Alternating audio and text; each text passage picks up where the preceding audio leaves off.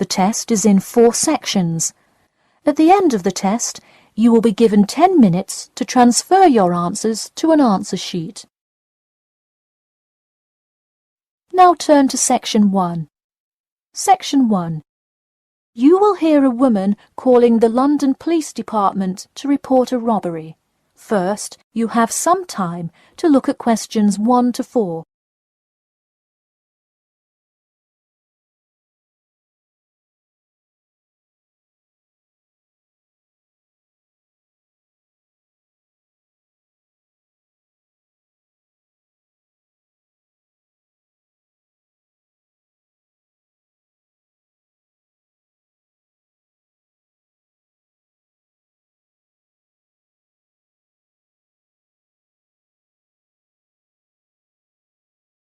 Now we shall begin.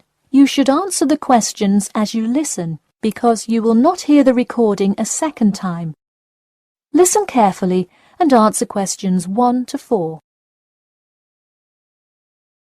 Hello, London Police Department. Yes, I would like to report a robbery. All right, just a minute while I pull up the form. OK, could you give me your first and last name? Anna Grieg. Anna Grieg. G-R-E-G? No, Grieg. G-R-I-E-G. Got it. All right, moving on. Gender, female. Date of birth? 15th of March, 1980. All right, thanks. Just a few more personal information questions, and then we can address your claim. All right. What's the address? 4 Ellendale Street. That's E-L-L-E-N-D-A-L-E. Oh, right, Ellendale Street. Yeah, we've had a lot of break-ins in that area lately. And the postal code? W5 2AT. And are you a citizen of the UK? No. OK. What type of citizenship do you have? Well, I lived in the United States for most of my life, but I am actually of Grenadian nationality. OK. So is that the country that issued your passport? Yes. All right. Before you hear the rest of the conversation, you have some time to look at questions 5 to 10.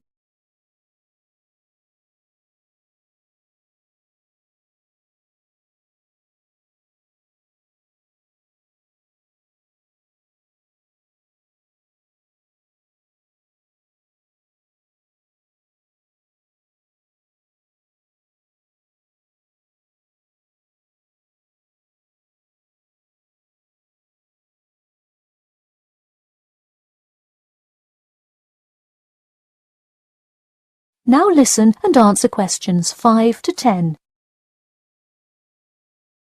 And what is the crime you're reporting? I already said a robbery. Oh, right. Sorry. This is about the 100th robbery report I've filled out today. Have you had any prior break-ins? In the building or just my flat? The unit below mine got broken into last year. No. Just your flat. Oh, then no, not here. All right. Let's see here. Can you think of anything that was out of the ordinary around your building, or anyone who may have had reason to do this?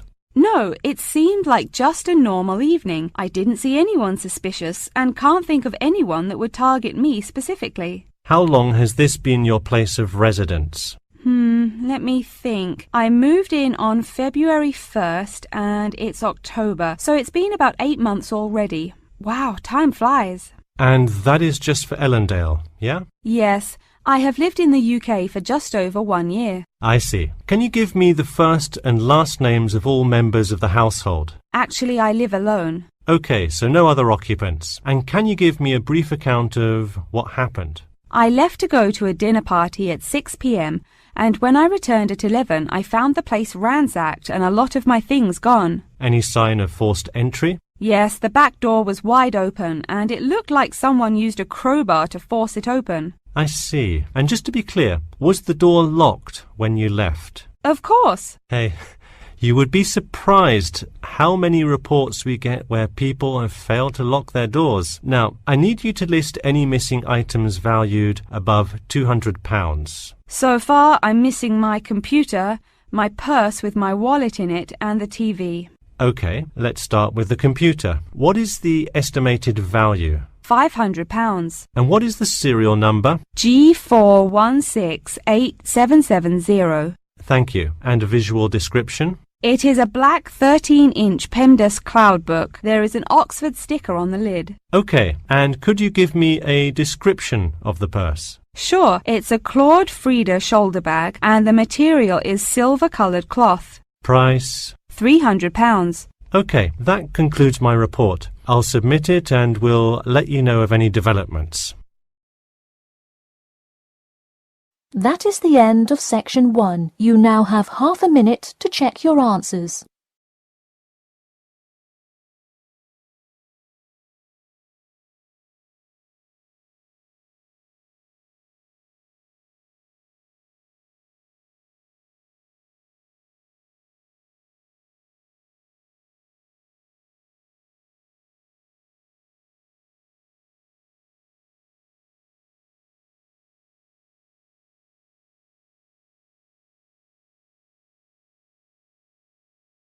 Now turn to section 2.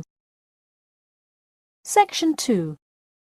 You will hear two students called Mark and Gina asking their tutor for advice on the extracurricular project. First, you have some time to look at questions 11 to 14.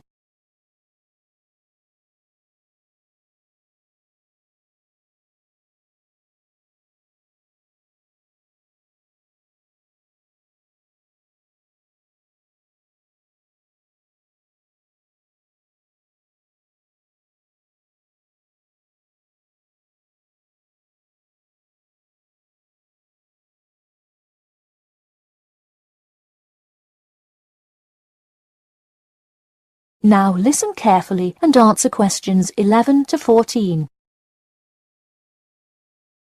Hi Mark. Hi Gina. What can I help you with? So we were hoping you could help us with this extracurricular project. Sure. What is the topic?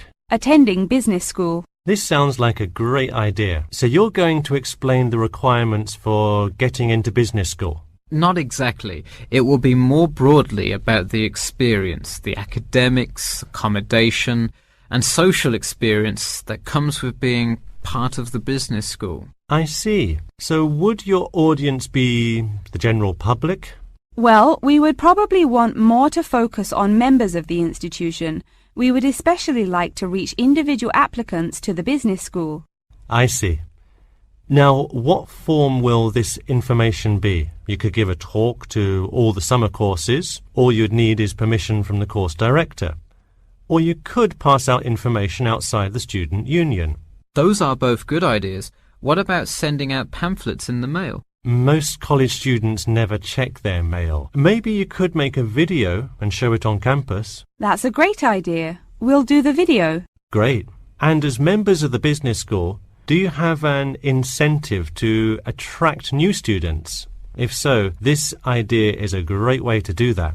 No, the idea actually came about because of how much students like us worry about their studies. Yeah, when I got into business school, there were a lot of things I had not prepared for, so the video would cover a lot of things Mark and I wish we had known upon entering business school. Right.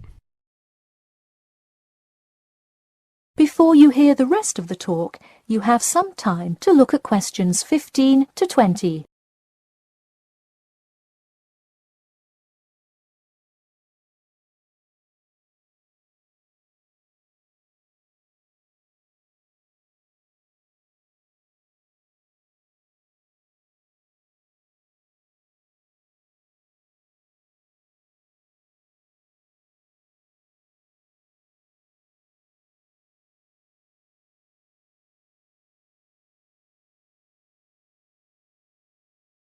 Now listen and answer questions 15 to 20. What would you talk about first? The first and probably most important section would be academics. Good idea. So, would you provide guidance on what courses to take? We want to focus especially on the approaches professors take, their teaching methods. It is far different than what students are used to in high school and even in liberal arts college. Good idea. And how long do you think you would spend explaining academics? We'll probably spend 7 minutes on it. We also have some ideas for talking about housing, food options and stuff like that. We're not really sure how to tie it all together though. I think it would be suitable to title that section Accommodation. What do you think? That could work. We'll definitely describe the different dining options at the cafeteria, and then walk students through flats and the grueling process of finding one near the business school campus. Okay, so we would cover specifics on the cafeteria as well as flats. I think those are both helpful. We could spend about 6 minutes on accommodation and be sure to touch on those specifically. Great. Is there anything else you would talk about? We definitely want to go over the social aspect of attending school here. Of course. I think it's good to have a little fun once in a while when you're working so hard in school. I think we are going to introduce new students to the disco that so many upper-class men know and love. Maybe we'll include a few other places too, but that's the main one. We're also going to invite students to the international evening taking place in the first week of school as a great chance for our large international student population to meet a lot of other new students. It can definitely be hard to meet people as an international student. I think that is a great idea. You may want to spend slightly longer on this section than the other two. How about 8 minutes? That sounds reasonable. So overall, the introduction should take 3 minutes and then the conclusion should take 4, giving us a total of 28 minutes. I wouldn't rush your introduction. Maybe give it between 4 and 6 minutes. The conclusion, though, can be shorter since it's just a quick refresher of each of the topics. Give that not more than 2 minutes. Okay, so in total, the video should take about the same time, just more intro and less conclusion? Precisely. All right, we're going to get to work on our video. Thanks for your help. That is the end of section 2. You now have half a minute to check your answers.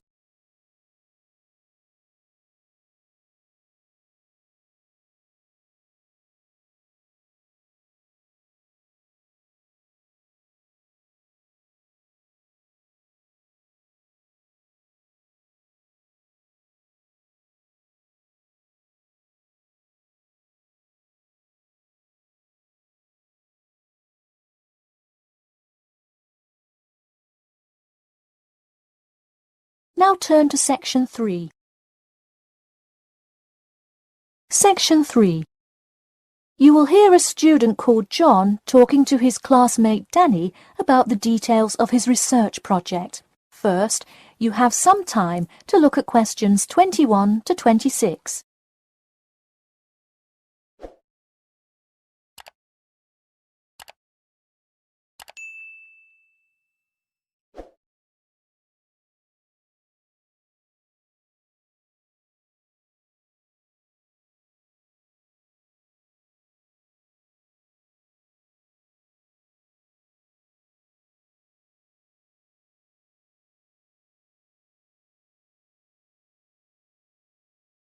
Now, listen carefully and answer questions 21 to 26. So, tell me about your research project, John. I created a questionnaire for the study to determine people's opinions of the relative feasibility of earning a living in Brisbane. Oh, cool. How is it scored? Are they all multiple choice questions? Well, the questions consist primarily of yes or no responses. There are 2 free response questions at the end. Participants will use a computer to fill in their answers. That way, it is really easy to analyze the data afterward. Great. It sounds like you have a pretty solid idea of what you should do. Just don't forget to submit a copy of your plans to Professor Curran by the 15th. Oh, I almost forgot.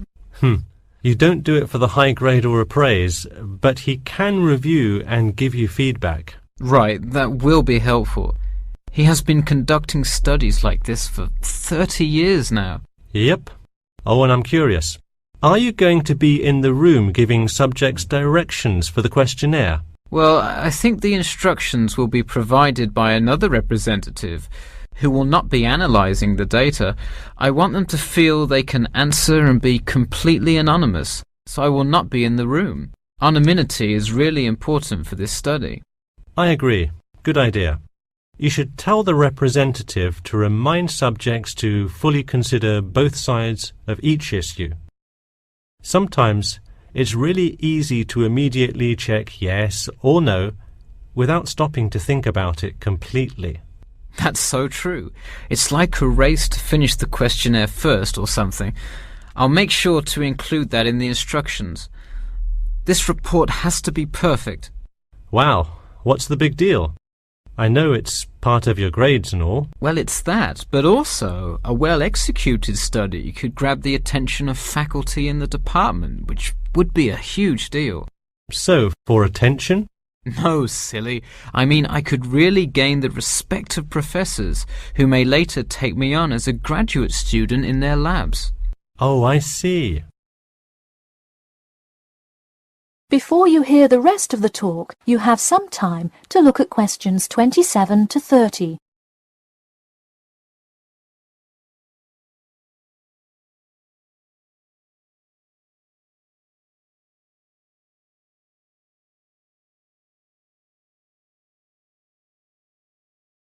Now, listen carefully and answer questions 27 to 30.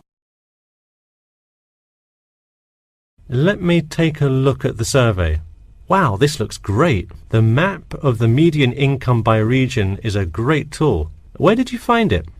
Well, thanks. I read a lot of sources and just noticed this one in a small psychology journal called Modern Psychology. It's more helpful than the photo I added, but I think the photo is just so interesting. It was in the newspaper last year during that huge wage strike. It's great. Probably not necessary, but it looks great. I don't understand. What is WKRX's involvement here? Oh, the radio station agreed to sponsor the study if I play their station in the room. Wow, interesting. So you don't have to pay for any of this? Exactly. Nice. Where did you get that idea?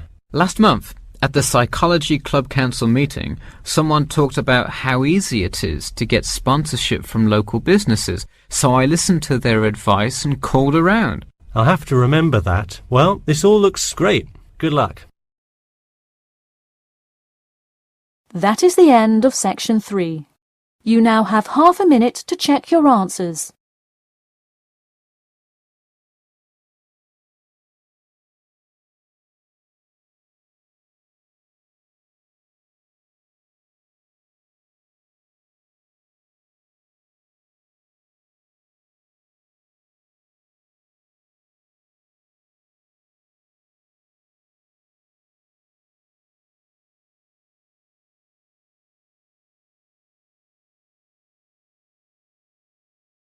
Now turn to section 4. Section 4. You will hear the beginning of a lecture about the Pleasanton Town Market. First, you have some time to look at questions 31 to 40.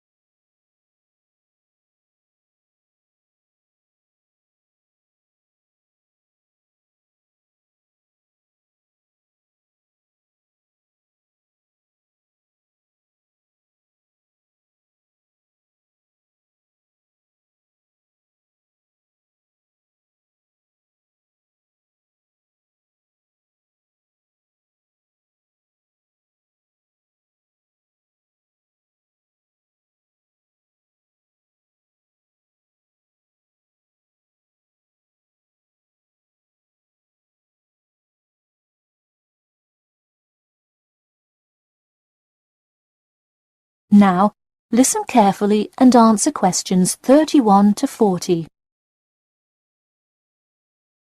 Good afternoon. In the last few lectures, we've been covering the social and political pressures that influenced the rise of the rebellion of 1679. Today, I would like to focus on the Pleasanton Town Market.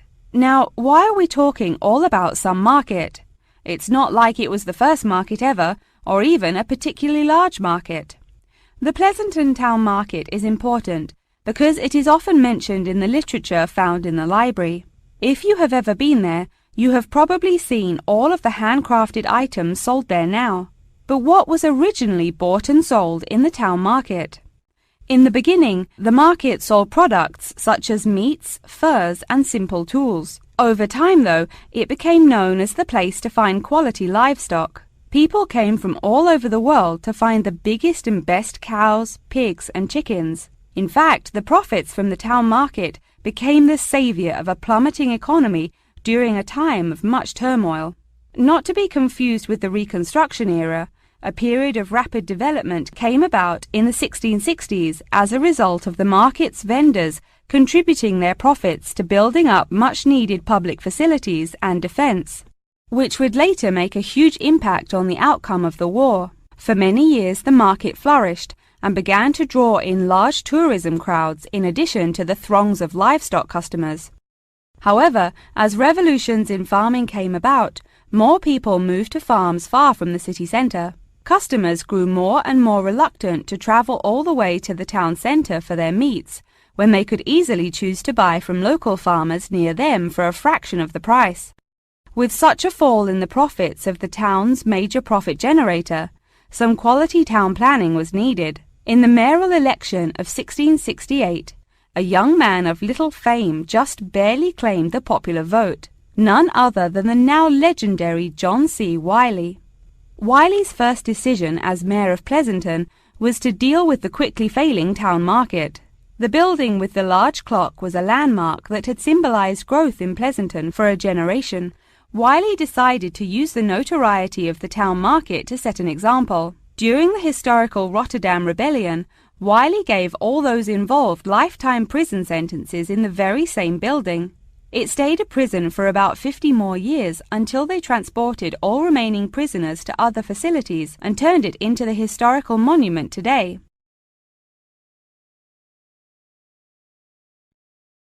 Now that you know the basics of the history of the Pleasanton Town Market, I will introduce your next group project. I want you to make a short film based on the real historical events that occurred in Pleasanton before and during the uprising. I will give you some class time to look through the library's reference section, but you will be responsible for conducting further research outside of class. I suggest starting by looking for information on the market itself. You'll find plenty of information. In fact, some students complain that there is actually too much information on it. On your own time, you could find family members of old war veterans to conduct interviews. Sometimes they provide wonderful insight that you wouldn't find in proper history books. But be careful, an interview that is riddled with bias is useless. I myself have some very old photographs here that you are welcome to take a look at for some inspiration. I'm lucky enough to own this one of Jim Wiley himself. Very interesting to see, but does not provide enough information to add much to your film. Feel free to take this film into whatever direction you choose. You could even do a crime thriller based on real outlaws. All you would have to do is look through the newspaper archives in the crime section during that time period. Try to get as much detail as you can, but you may end up having to draw your own conclusions. Okay, that's enough from me, so let's go on to... That is the end of section 4. You now have half a minute to check your answers.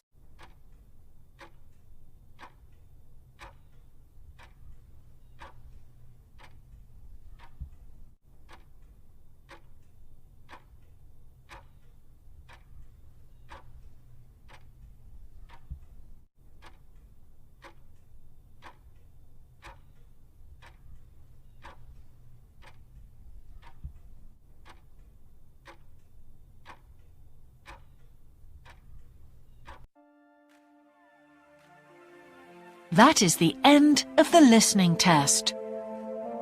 In the IELTS test, you would now have 10 minutes to transfer your answers to the answer sheet.